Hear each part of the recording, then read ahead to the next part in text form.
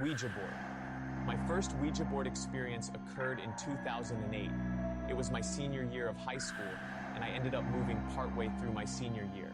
Moving that late in the school year, especially senior year, definitely sucked, but I luckily made some friends quickly that I was hanging out with almost every day. On the weekends, we would all meet up at my friend's house out in the country. One night, we talked about if any of us had any Ouija board experiences or ghost experience, and no one had a Ouija board story, but a few ghost ones were told. We all agreed that we should get one sometime. A few weeks go by and we all kind of forget about the Ouija board idea until one day we are leaving a football game and we go to a store. We are in there looking around and end up in the board game section. As we're looking around, we come across a glow-in-the-dark Ouija board.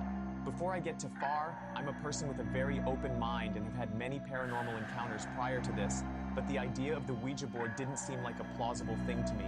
Especially with us buying this glow-in-the-dark one, it has to be a joke. But after this experience and another experience I had with a homemade board, I truly believe it all has to do with your intent more than anything. All right, back to my experience.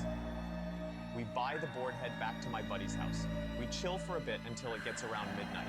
And we were also waiting for, I think, 3 people to fall asleep because they didn't want to have any party with what we were doing. Eventually, those people fall asleep. We get the board out.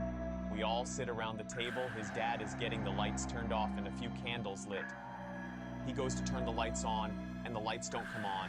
And right away, we all start getting excited. Growing up, my mom had books of a lot of different topics, from UFOs to spells. I remember reading in some of the books about spells that when you do a ceremony like this, you should say some type of opening statement to the spirits stating your intentions, and that this door you're opening is only temporary, and that you'll be closing it when you're done. We start asking questions. The tool almost did feel like it was moving in its own direction. We keep going a little longer, and eventually, one of my friends on the couch starts complaining that we need to quit touching him and messing with him while he's sleeping. We all just look at each other in shock. So we keep asking more questions, and a different friend sleeping says the same thing, and everyone starts to get spooked. The table we're sitting was a round table, and everyone scooted towards my direction, so it left an empty space. As we were asking a few more questions, that side of the table where no one was sitting lifted up and then dropped. Honestly, we should stop there, but we continued. We moved to the floor, and I was the first one to move down with the board along with my other friend. As soon we both got down, we both felt the coldest breeze walk right past us. We asked more questions again and stated to have a couple things thrown at us from the hallway near us.